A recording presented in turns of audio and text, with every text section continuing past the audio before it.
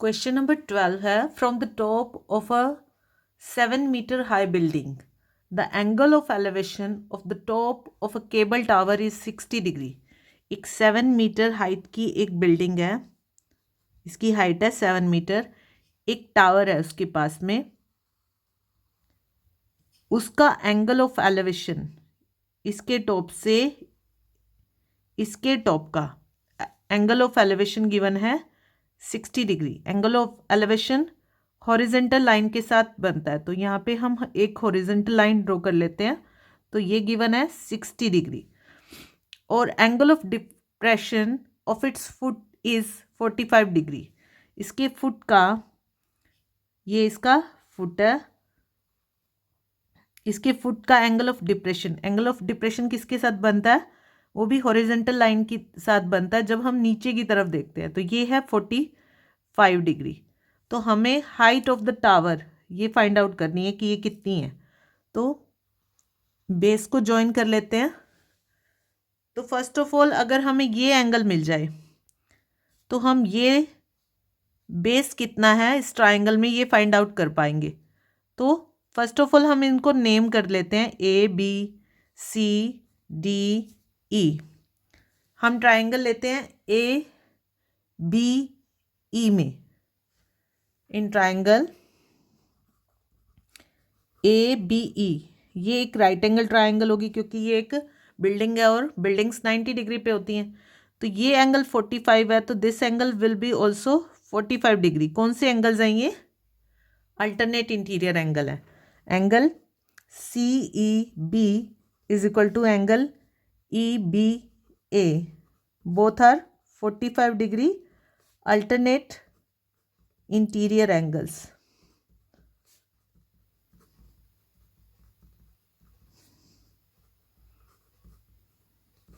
ये एंगल हो गया 45 डिग्री। अब हम ट्राइंगल AEB में AB फाइंड आउट कर सकते हैं और जब हमें AB मिल जाएगी तो AB एंड EC ये दोनों इक्वल होंगी क्योंकि ये दोनों जो बिल्डिंग्स हैं, एक ये बिल्डिंग और ये टावर, दोनों क्या है 90 डिग्री पे हैं, तो मीन्स पैरेलल है। तो उनके बीच का डिस्टेंस क्या रहेगा? हमेशा इक्वल रहेगा।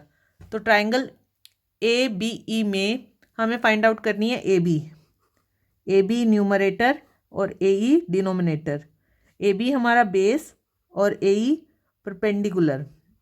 Base by perpendicular cotangent 45 degree. तो AB is equal to AE cotangent 45 degree.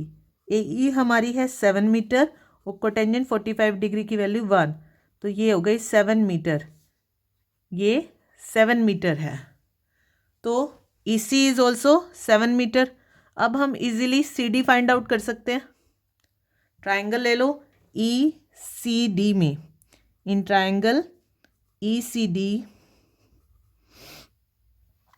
EC 7 metre और CD फाइंड आउट करनी है। तो CD को न्यूमरेटर और EC को डिनोमिनेटर। CD हमारा है परपेंडिकुलर और EC हमारा है base. Perpendicular by base tangent, tangent 60 degree. CD is equal to EC tangent 60 degree. EC की वैल्यू है 7 और टेंजेंट 60 डिग्री √3, 7√3 मीटर CD की वैल्यू आ गई। अब हमें इस पूरे टावर की लेंथ निकालनी है। तो ये दोनों लाइंस पैरेलल हैं, तो ये और ये डिस्टेंस क्या रहेगा इनके बीच का? इक्वल। तो ये हो गया 7 मीटर। तो BD की length BD is equal to BC plus CD। BC 7, CD 7√3, तो 7 common, 1 plus √3 metre. This is the height of the tower.